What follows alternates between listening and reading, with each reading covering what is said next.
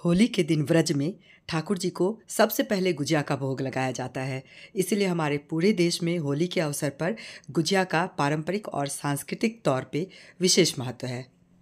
तो आज हम आपके साथ खस्ता, सुनहरी, स्वादिष्ट और सरल तरीके से बनने वाली गुजिया की रेसिपी शेयर कर रहे हैं। तो इसे बनाने के लिए हम सबसे पहले मैदे का डो रेडी करके रख देते हैं ताकि वो सेट होता रहेगा। तो हमने लिया है 4 कप मैदा और उसमें हमने डाला है आधा कप घी मोइन के लिए। तो ये घी 1 कप मैदा पर 3 चम्मच घी के हिसाब से ये आधा कप घी हो गया था। तो हमने उसे मिलाया मैदे में और बहुत अच्छे से उसको मल करके पूरे मैदे में मिक्स कर लिया। बहुत अच्छे से मोइन मैदे में डालना है और फिर बहुत थोड़ा थोड़ा पानी डालकर हम इसका डो तैयार करेंगे। हमें इसका सख्त डो रेडी करना है क्योंकि इसके डो को सेट होने के लिए छोड़ना ज़रूरी होता है और उस क्रम में ना डो थोड़ा सॉफ्ट हो जाता है। और अगर अभी हम सॉफ्ट डो तैयार करेंगे तो बाद में और ज़्यादा सॉफ्ट हो जाएगा, तो फिर ना गुजिया को जो शेप देना होगा उस समय प्रॉब्लम होगी। तो इसलिए हम सख्त डो तैयार करेंगे ताकि हम गुजिया का शेप आसानी से कर सकें, है ना। अब इसके बाद सेट होने के लिए छोड़ देंगे। फिर हम गुजिया की फिलिंग की तैयारी कर लेते हैं। तो उसमें जितना भी ड्राई फ्रूट हमें डालना है उनमें जो जिन जिन चीज़ों को रोस्ट करने की ज़रूरत है उसे रोस्ट कर लेंगे। तो हमने बादाम रोस्ट कर लिया और इनमें ड्राई फ्रूट्स में मेजरमेंट की ज़रूरत नहीं होती है, ये आप अपने श्रद्धा अनुसार जितना आप चाहें उतना डालिए, है ना। तो मैंने लगभग 1 कप बादाम लिया था, आधा कप मैं काजू ऐड करी।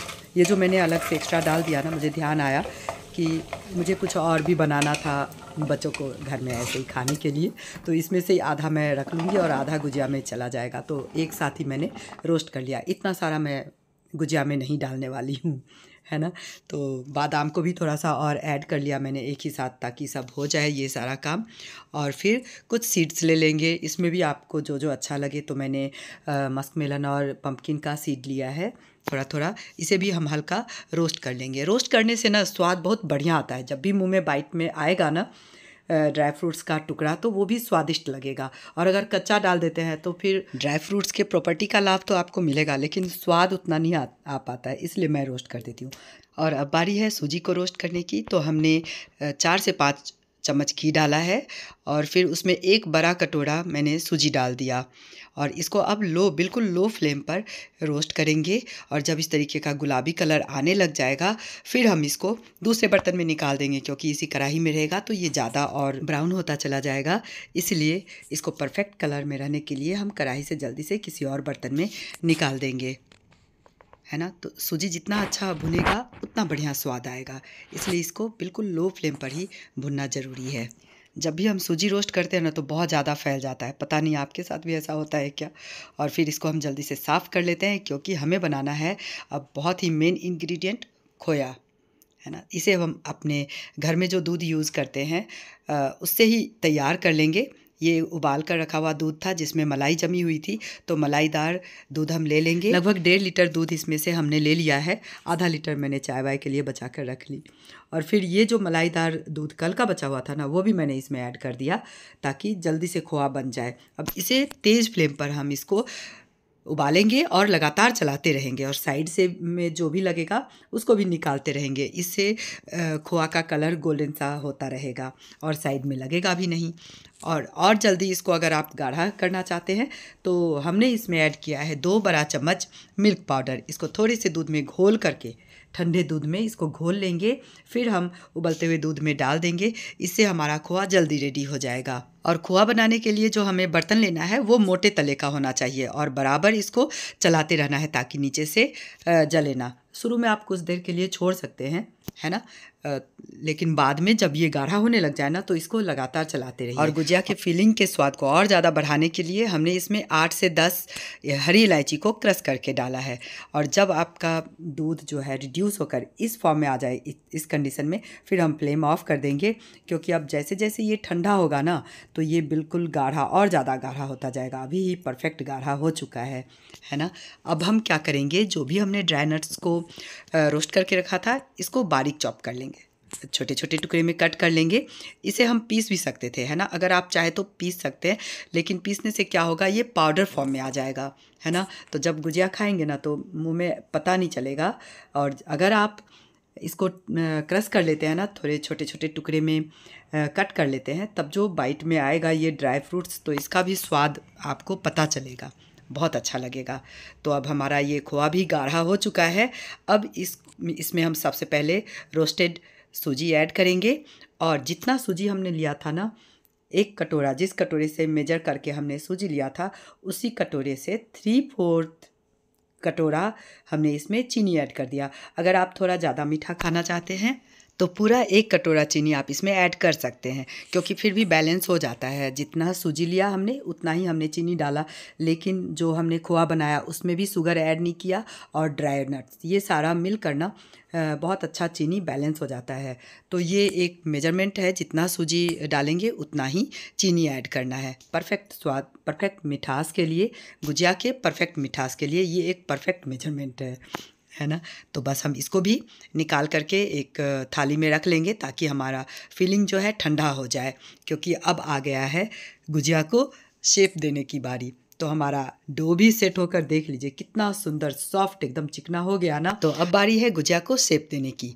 तो हम छोटे छोटे बॉल्स बना करके रेडी करके रख लेंगे, ताकि हमें इसको बेलना आसान हो जाए। एक बॉल लेंगे, बड़ा सा रोटी तैयार करेंगे, रोटी से ज़्यादा पतला बेलना है, तो बेलकर हम रेडी कर लेंगे। और जो घर में सबसे छोटी कटोरी होगी उससे हमें छोटी छोटी पूरियाँ तैयार कर लेनी है इसमें से। इससे क्या होगा, हम जल्दी जल्दी गुजिया का पूरी कट करके रेडी कर लेंगे, ताकि हमारा काम जल्दी जल्दी हो जाए, शेप आसानी से हम दे सके। उसके बाद एक पूरी लेंगे और उसको एक बार और बेल लेंगे, क्योंकि जब हम पूरी को बेल कर रख देते हैं ना, तो वो श्रिंक हो जाती है, मोटी हो जाती है। तो थोड़ा सा हल्का बेल लेंगे, फिर हम इस पर फिलिंग डालेंगे और इसके चारों तरफ बहुत कम हल्का पानी लगाएंगे और इसको लॉक करेंगे। दोनों पार्ट को हम अटैच करेंगे, और फिर जो सबसे पीछे वाला पार्ट है उसका एक बार फोल्ड कर देंगे, लॉक कर दिया उधर से, फिर पिंच करेंगे, फिर हम फोल्ड करेंगे, पिंच फोल्ड। बस इसी पैटर्न को ना रिपीट करते जाना है। बस हमारा ये गुजिया का बहुत ही सुंदर सा शेप बन करके तैयार हो जाएगा। ये आप भी बहुत ही आसानी से, बस थोड़ी सी प्रैक्टिस के बाद बहुत आसानी से आप भी कर सकते हैं। कुछ नहीं करना है, ये तरीका सबसे आसान तरीका है ना। क्या करना है, जो हमने पहले से काट करके पूरी रखी है उसको लेंगे, 1-2 बार बेल लेंगे, थोड़ा और पतला कर लेंगे, चारों तरफ हल्का पानी लगाएंगे, फिलिंग डालेंगे अपने पसंद के अनुसार, फिर दोनों पार्ट अटैच कर देंगे, बहुत अच्छे से सटा देंगे। फिर हम सबसे नीचे वाला पार्ट को सबसे पहले फोल्ड करेंगे, मतलब कि हमने लॉक कर दिया, फिर पिंच करेंगे, फोल्ड किया, पिंच किया। पिंच करने के बाद जो पार्ट थोड़ा बड़ा हो जाता है ना, उसी को अंदर की तरफ फोल्ड करना है ना। तो फोल्ड किया, पिंच, फोल्ड, बस ऐसे ही में तो ये पैटर्न बन गया। थोड़ा सा भी अंतर हुआ, जैसा पिछला बनाया था ना, सब एक जैसा बन करके तैयार होगा, है ना। लास्ट में अगर आप उतना लंबा नहीं रखना चाहते हैं ना, तो उसको आप थोड़ा सा और घुमा करके तोड़ सकते हैं। चलिए एक बार और देखते हैं, है ना। कंफर्म इस बार आपको डिज़ाइन बनाना है, ये पैटर्न अपने हाथों से बनाना है, मोल्ड नहीं खरीदना है ना। तो बस ये सबसे पहले हमने फोल्ड किया, पिंच किया, फोल्ड, पिंच, आपको पता चल रहा होगा, जो पार्ट हमने पिंच करके बड़ा किया ना, उसी को हमने फोल्ड कर दिया। पिंच किया, जो पार्ट बड़ा हो गया उसको ही फोल्ड कर देना। इसी तरीके से बस बन गया हमारा सारा गुजिया बिल्कुल एक। और ये पीछे का पार्ट अगर आप इतना लंबा नहीं रखना चाहते तो इस तरीके से घुमा कर, मतलब कि लॉक करते हुए उसको हम एक्स्ट्रा पार्ट को तोड़ देंगे। तो देख लीजिए कोई अंतर नहीं होगा, सारा गुजिया एक जैसे पैटर्न का बनेगा आपका भी बहुत ही सुंदर सा। क्या आपको भी लगता है मोल्ड की ज़रूरत है? बिल्कुल नहीं, मोल्ड से तो इतना सुंदर बनता ही नहीं है, ये चीज़ हाथ से ही बन सकता है। और जब हम पारंपरिक मिठाई बना रहे हैं तो पैटर्न भी तो पारंपरिक ही होना चाहिए। और गुजिया एक बार शेप करने के बाद ना, इसको 2 घंटे के लिए रेस्ट पर छोड़ दीजिए, मतलब रेस्ट करने दीजिए, अच्छे से सेट हो जाएगा गुजिया। उसके बाद जब हम फ्राई करेंगे तो तेल और घी भी बहुत ज़्यादा गर्म नहीं होना चाहिए। आप देख रहे हैं जब मैं इसमें गुजिया डाल रही हूँ तो बहुत ज़्यादा बुलबुला नहीं आ रहा है ना, हल्का हल्का आ रहा है, क्योंकि तेल गर्म तो है ही ना। तो इतना ही गर्म तेल में जब आप डाल करके गुजिया तलेंगे तो इस पर बबल नहीं आता है, बहुत ही चिकना सुंदर गुजिया बन करके तैयार होगा। और गुजिया को तलने के लिए फ्लेम बिल्कुल लो रखेंगे, है ना, तब बहुत ही सुंदर सा सुनहरा गुजिया बन करके तैयार होगा, एक जैसा। और अभी जब मैं फ्राई करी थी तब मैंने नोटिस किया कि हलवाई वगैरह जो गुजिया तलते हैं वो ओवर क्राउड करके गुजिया को ढेर सारा एक ही बार में डालकर क्यों करते हैं। क्योंकि ये देखिए, इसको जगह मिल जा रहा है, मैं पलट रही हूँ पर ये घूम जा रहा है। मैं चाह रही हूँ दोनों तरफ सुंदर सुनहरा कलर आ जाए, लेकिन ये तो पलट ही जा रहा है, तो मुझे दूसरी छोलनी से इसको दबा कर रखना पड़ रहा है ना। तो नेक्स्ट स्टेप में जो हम डालेंगे ना, ढेर सारा गुजिया एक बार में डाल देंगे। जब इसको जगह नहीं मिलेगा तो जैसे पलटेंगे ना वो उसी कंडीशन में रहेगा। तो चलिए, हमारा ये वाला बैच तो तैयार हो गया, बहुत ही सुंदर सा कलर आया है।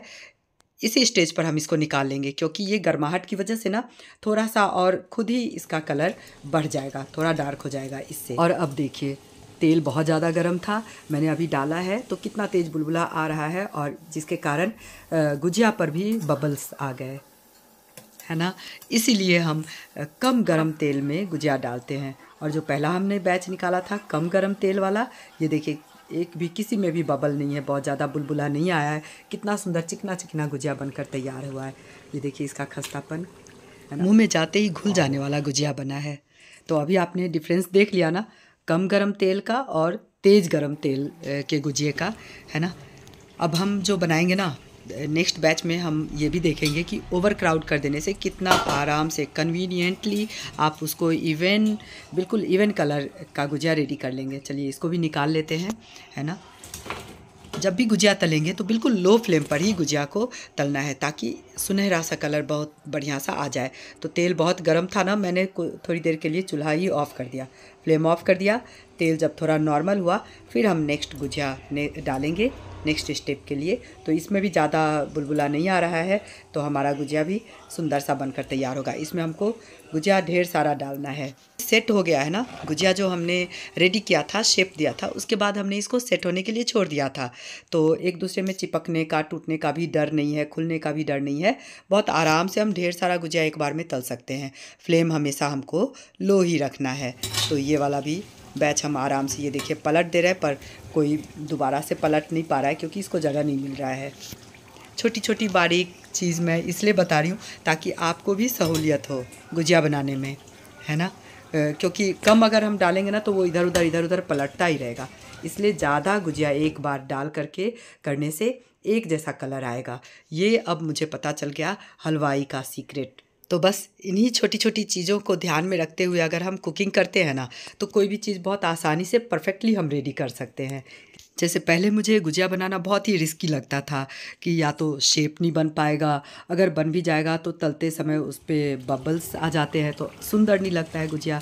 लेकिन इन छोटी छोटी चीज़ों को ध्यान में रखते हुए इस बार मैं बनाई तो बहुत ही सुंदर गुजिया बना। और घर में अपने से गुजिया बनाने का फ़ायदा ये है कि आप इसमें जो खोआ यूज़ करेंगे वो आपके घर का बना हुआ होगा, मतलब कि बिल्कुल फ्रेश होगा, बासी बिल्कुल भी नहीं होगा, और फूड पॉइजनिंग होने का डर नहीं होगा, है ना। मावा आप इसमें अपने स्वाद के अनुसार, अपने ज़रूरत के अनुसार इसमें आप ऐड कर सकते हैं।